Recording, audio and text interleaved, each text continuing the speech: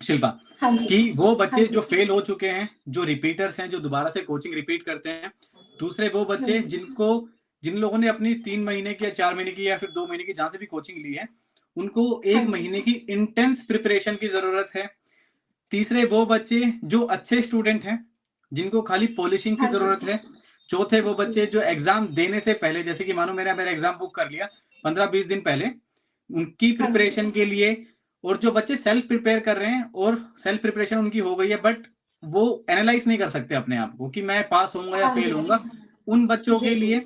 और जो बच्चे काम करते हैं, उन्होंने अपने लिए छुट्टी ली, जैसे कि आपने 1 महीने की छुट्टी ली थी अपने काम से कि मुझे अभी एग्ज़ाम के लिए अच्छे से प्रिपरेशन करनी है, वो बच्चे। हाँ जी, हाँ जी। मैंने 20 दिन लिए थे छुट्टी मेरे हॉस्पिटल से। तो 20 दिन में मैंने वही किया था, सारे मॉड्यूल करती थी हर दिन और मुझे टाइम मिलता था कि मैं उसको मतलब एनालाइज़ करने के लिए टाइम मिलता था। ठीक है? तो मैं ज़्यादा टाइम दे पाती थी कैसे एनालाइज़ कैसे अप्रोच कर रहे हो ये, अगर ये आंसर है तो क्यों है और नहीं है तो क्यों नहीं है, है ना? वो रैशनल पता होना बहुत ज़रूरी है। कोई स्ट्रेसफुल में काम करे और पढ़ाई करे वो ज़रूरी नहीं है। इंटेंस अगर कोई बच्चे 1 हफ्ते या 2 हफ्ते या मैक्सिमम 1 मंथ अगर उस चीज़ पर्टिकुलर मॉड्यूल में जो नहीं निकला है, उसमें टाइम दिए तो वो आसानी से निकल सकती है। लेकिन जब 1 महीने का टाइम था जो प्रिपेयर एग्ज़ाम ग्रुप में हम लोगों को डाला गया था कमल अकेडमी में, तो वहाँ पर इंटेंस आपको फ़ोकस दिया जाता है कि इंटेंस प्रैक्टिस हो वहाँ पर। तो वो टाइम बहुत ही क्रूशियल है। मैं मानती हूँ उसी टाइम की वज़ह से आज मैं पास होके बैठी हूँ। तो हेलो, हाँ जी, नमस्कार। तो आज हमारे साथ शिल्पा हैं, she is one of my brightest student. तो उन्होंने अभी हाल ही में अपना जो ओईटी का एग्ज़ाम है, काफ़ी अच्छे नंबरों से क्लियर किया है। तो पहले थोड़ा बहुत हम लोग शिल्पा के बारे में जानते हैं। बाकी शिल्पा अपनी टिप्स एंड ट्रिक्स आप लोगों के साथ शेयर करेंगी कि किस तरीके से आप अपना जो एग्ज़ाम है, वो क्लियर कर सकते हो, है ना? तो काफ़ी इंपॉर्टेंट ये वाला वीडियो रहने वाला है। तो हाय शिल्पा, कैसे हो? प्लीज़ अपने बारे में बताएँ आप ऑडियंस को थोड़ा। Hi thank you sir, thank you for this opportunity. मेरा नाम शिल्पा है और मैं बेसिकली नेपाल से हूँ। तो मैंने मेरी पढ़ाई की थी बीएससी नर्सिंग बैंगलोर में आके 12 तक मैंने नेपाल में पढ़ाई करने के बाद बैंगलोर आई थी बीएससी के लिए।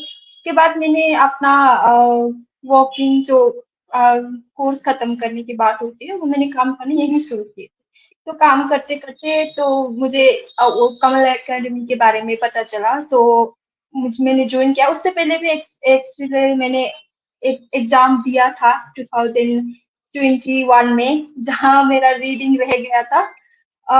उस टाइम पे कोचिंग ऐसे होती थी कि वहाँ पर अच्छे से कुछ नहीं किया जाता था specially for the reading and listening जो खुद को ही करना पड़ता था, खुद करो और खुद जाओ और एग्ज़ाम दो। कैसे अप्रोच करना है उसको, ऐसे कुछ भी टेक्निक, टिप्स एंड ट्रिक क्या होते हैं उस टाइम पता ही नहीं था, खुद करो, खुद जाओ ऐसा होता था।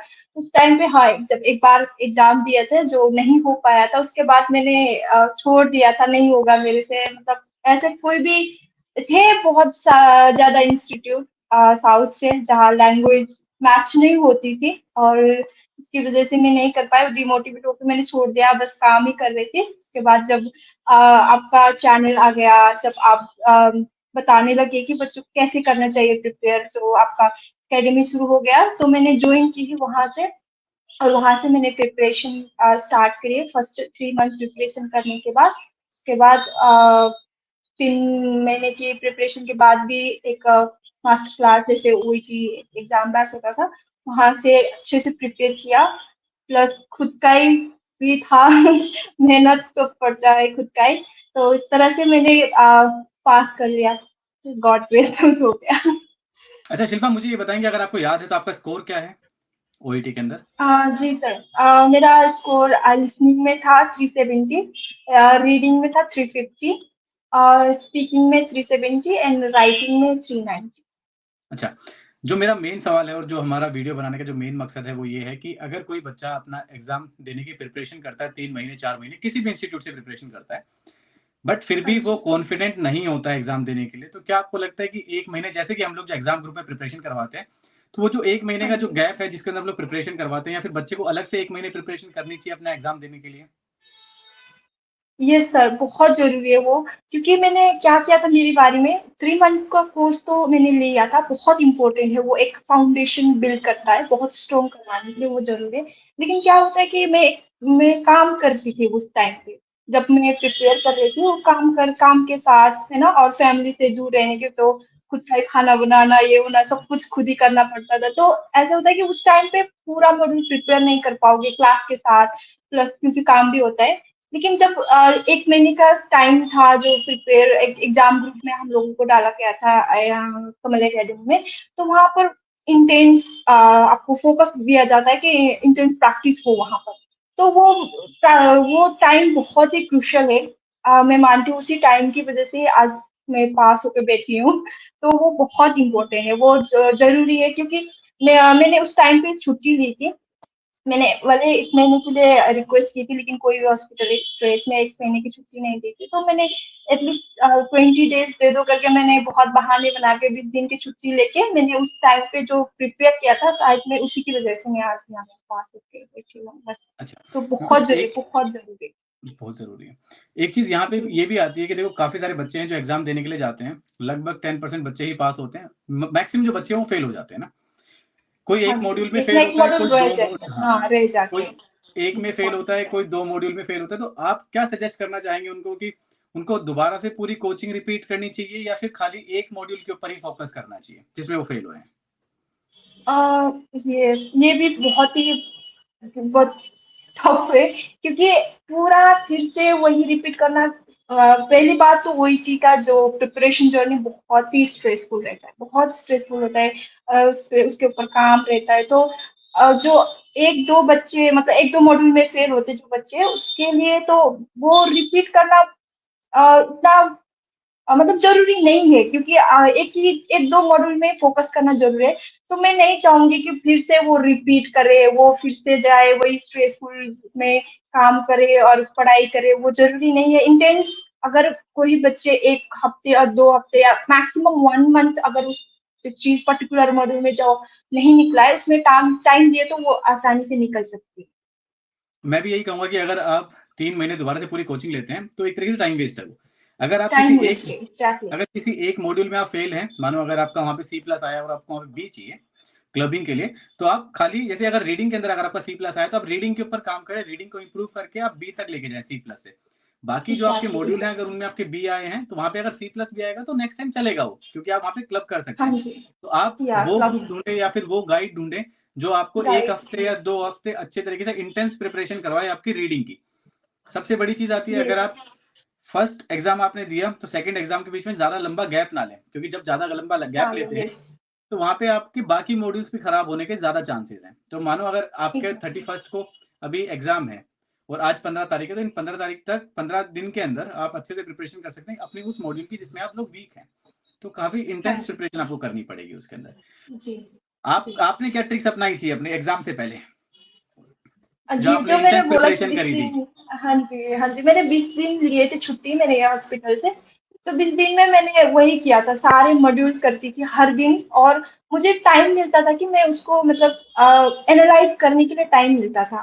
ठीक है? तो मैं ज़्यादा टाइम दे पाती थी, कैसे एनालाइज़, कैसे अप्रोच कर रहे हो ये, अगर ये आंसर है तो क्यों है, और नहीं है तो क्यों नहीं है, है ना? पूरा ऐसे पता होना बहुत ज़रूरी है, क्योंकि सही तरीके से, सही टेक्निक के साथ प्रैक्टिस करें तो इजीली क्रैक कर सकते हैं, इतना कोई डिफिकल्ट नहीं है। बस हम लोगों को अप्रोच कैसे करना है वो पता होना चाहिए। तो उस टाइम पे मुझे वो गाइड मिला, और साथ-साथ मेरी प्रैक्टिस भी रही। उस टाइम पे मैं क्या करती थी, 10 डेज़ तो मैंने एज़ अ होल मैंने करते-करते करा, लेकिन लास्ट 10 डेज़ था मुझे पार्ट ए, जो रीडिंग का पार्ट ए में बहुत मुझे मार्क्स ही नहीं आते थे, मुझे डर लगता था। उस पार्ट ए से मुझे इतना खौफ था ना कि क्या ही बोलूँ। तो मैं क्या करती थी, पर डे 5 पार्ट है, जितना आप प्रैक्टिस करोगे आपका कॉन्फिडेंस बिल्ड होता है, वो नर्वसनेस और फ़ियर चला जाता है। तो मैं 5 पार्ट ए करती थी हर दिन 5 दिन के लिए, तो मुझे कॉन्फिडेंट आने लगा, क्योंकि मैंने ऑलमोस्ट 25 पेपर कर लिया था, तो मुझे कैसे अप्रोच करना है पता चल गया। उसके बाद करते-करते वो आपको एक कॉन्फिडेंट बढ़ जाती है, उसकी स्किल डेवलप हो जाती है, तो वो कॉन्फिडेंट ऑटोमेटिकली बढ़ जाती है और आपका फ़ियर हट जाता है। तो मेरा जो वीक पार्ट था मैंने इस तरह से फेस किया था। अगर आप लोग भी कोई भी पार्ट, अगर आप लोगों को तकलीफ हो रही है मेरी तरह हो रही थी जो पार्ट ए में, तो आप वैसे अप्रोच कर सकते हो। तो बाकी जो लास्ट 1 वीक थे, 1 वीक में मैंने एक एग्जाम जो मैंने एक बार एग्जाम दिया था, तो मुझे पता है कि कैसा था सिनारियो होता है। तो मैंने वही एग्जाम सिनारियो को बेसिस करके मैंने पेपर सेट किया, जैसे कि शुरू होता है लिसनिंग से, तो लिसनिंग, रीडिंग, राइटिंग और स्पीकिंग के जो क्वेश्चन पेपर्स होते हैं, जो केस नोट वगैरह, जो मैंने एक बना के रख दिया 5 दिन के लिए। हाँ, मेरा 5 दिन का एग्जाम है ये। तो मैंने डिफरेंट डिफरेंट 5 पेपर बनाया, डिफरेंट डिफरेंट उसका, तो सेट करके रख दिया और शुरू कर दिया। मैंने सुबह 6 बजे उठती थी, और 6 बजे उठने के बाद मैं शुरू करती थी लिसनिंग से। जैसे हम लोग का एग्जाम होता है, सेम वही इन्वायरमेंट में, नो ब्रेक, उठना नहीं है बीच में। इसी तरह से मैंने 5 दिन वही इन्वायरमेंट में रह के मैंने एग्जाम दिया, और मतलब खुद ही मतलब एक सिनेरियो करके प्रिपेयर किया। तो उसके बाद मैंने एनालाइज किया कि मुझे क्या क्या दिक्कत आ रही है इस दौरान, तो क्या क्या गलती कर रही हूँ। तो बैठ के बाद में मैं एनालाइज करती थी, और मैं नेक्स्ट ट्राई करती थी कि नेक्स्ट डे, जब आज जो मिस्टेक करो, कल कल ना करो, कल जो किया परसों ना करो, जो रिपीट ना करो। मैं उस तरह से ट्राई करती थी। तो इस तरह से मैंने 5 दिन प्रिपेयर किया। और जो एग्जाम के 2 दिन पहले जो 6 डेज होते हैं, उसमें मैंने सारे स्ट्रैटेजीज जो रीडिंग और रीजनिंग के होते हैं, उसका रिवाइज कर लिया। उसके बाद राइटिंग और स्पीकिंग का क्राइटेरिया में गो थ्रू किया मैंने। उसके बाद फ्रेजेस क्या होते हैं, मतलब कैसे करना, मतलब एक रिवीजन टाइप, जो मेरे क्लासेस में टीचर्स ने मुझे गाइड किए थे, तो जो लिखवाए थे तो मैं वो रिवाइज किया। और लास्ट डे 6th डे में तो मैंने कुछ नहीं किया, क्योंकि OET is all about skill, जो डेवलप करना है ये स्किल। तो कुछ रटना ऐसा तो नहीं होता है। तो मैंने 6 डेज में बहुत रिलैक्स किया, और नेक्स्ट डे जाके मैंने एग्जाम दिया था। ये था मेरा लास्ट 20 डेज का प्रिपरेशन। जो मेरे साथ मेरे टीचर्स थे, साथ साथ ही मेरे दोस्त भी थे जो मेरे साथ प्रिपेयर कर रही थी। तो हम लोग एक, ऐसा होता है ना इस पीरियड में, जब आप प्रिपेयर कर रहे हो, कोई होना चाहिए कि आपके साथ हो, कोई गाइड करे, कोई मेंटोर हो, जो आपको मोटिवेट भी करे, और कोई गलती कर रही हो तो वो बता दे। तो मेरे लिए कमल एकेडमी के टीचर साथ में थे, प्लस मेरी फ्रेंड भी थी जो साथ में प्रिपेयर कर रही थी। तो हम लोग एक एक लाइक गाइडेंस माने ना, उसको गाइड कर रहे थे। तो गाइडेंस, प्रॉपर गाइडेंस, प्लस खुद का डेडिकेशन, जो प्रैक्टिस किया, यही था मेरा लास्ट 20 डेज में। चलिए, इस मैंने तरह यहाँ पे से एक लिस्ट मैंने बनाई है प्रिपेयर किया। शिल्पा, हाँ जी। कि वो हाँ बच्चे जी। जो फेल हो चुके हैं, जो रिपीटर्स हैं, जो दोबारा से कोचिंग रिपीट करते हैं, दूसरे वो हाँ बच्चे जी। जिन लोगों ने अपनी 3 महीने की या 4 महीने की या फिर 2 महीने की जहां से भी कोचिंग ली है, उनको हाँ एक जी। महीने की इंटेंस प्रिपरेशन की जरूरत है। तीसरे वो बच्चे जो अच्छे स्टूडेंट हैं, जिनको खाली पॉलिशिंग की हाँ जी। जरूरत है। चौथे वो बच्चे जो एग्जाम देने से पहले, जैसे कि मानो मेरा मेरा एग्जाम बुक कर लिया 15-20 दिन पहले, उनकी हाँ जी। प्रिपरेशन के लिए। और जो बच्चे सेल्फ प्रिपेयर कर रहे हैं और सेल्फ प्रिपरेशन उनकी हो गई है, बट वो एनालाइज नहीं कर सकते अपने आप को कि मैं पास होऊंगा या हाँ फेल जी। होऊंगा, उन बच्चों जी, के जी। लिए। और जो बच्चे काम करते हैं, उन्होंने अपने लिए छुट्टी ली, जैसे कि आपने एक महीने की छुट्टी ली थी अपने काम से कि मुझे अभी एग्जाम के लिए अच्छे से प्रिपरेशन करनी है, वो बच्चे। और जो एग्जाम जी, ओरिएंटेड बच्चे हैं, क्या जी। वो बच्चे एक महीने के अंदर हर मॉड्यूल को एक एक हफ्ता देके, मतलब रीडिंग को एक हफ्ता देके, लिसनिंग को, स्पीकिंग को एक हफ्ता देके, राइटिंग को, इनको एक महीने में क्या वो एग्जाम क्लियर कर सकते हैं, जो इन बच्चों का मैंने नाम लिया है यहाँ पे? यस, कर सकते हैं। डेफिनेटली कर सकते हैं, क्योंकि जो ऑलरेडी प्रिपेयर हो चुका है, ठीक है, उन लोगों को पॉलिश नहीं करना है। तो अगर यहाँ पर आके मतलब ऐसे कोर्स अगर इन लोगों को कोई मिले, या कोई गाइडेंस, कोई मेंटोरशिप मिल गई, और वो लोग इंटेंस होके प्रिपेयर कर रहे हैं, तो वो इजीली पास कर सकते हैं। क्योंकि मैं जितने भी उसकी जिद रिपीट, तक हाँ, नहीं था, वो तो क्योंकि मैंने मैंने यहाँ पे किया लिखा है हुआ है ये ऐसा। जो हाँ जी। रिपीटर्स हैं, जो जिन बच्चों को ज्यादा प्रैक्टिस चाहिए, एग्जाम से पहले चाहिए, सेल्फ प्रिपरेशन वाले बच्चे हो गए, जिन लोगों ने छुट्टी ली हुई है, उनके पास हाँ ऑलरेडी जी। फाउंडेशन है। जी, खाली जी। उनको एक महीने की इंटेंस प्रैक्टिस चाहिए सेल्फ प्रिपरेशन वालों को, और उनको कोई इवेलुएट करने वाला हो कि हाँ अब आप लोग एग्जाम के लिए तैयार हैं, है ना? जैसे जी। कि हमारी कमल एकेडमी आप लोगों को एग्जाम ग्रुप में करवाती है। तो हाँ जी। हाँ आपने जी। जो ये प्रिपरेशन करी थी, आपका जो क्रूशियल टाइम था 20 डेज का आपने जो बताया है, तो उसमें जी। एग्जाम ग्रुप ने कितनी हेल्प करी आपकी?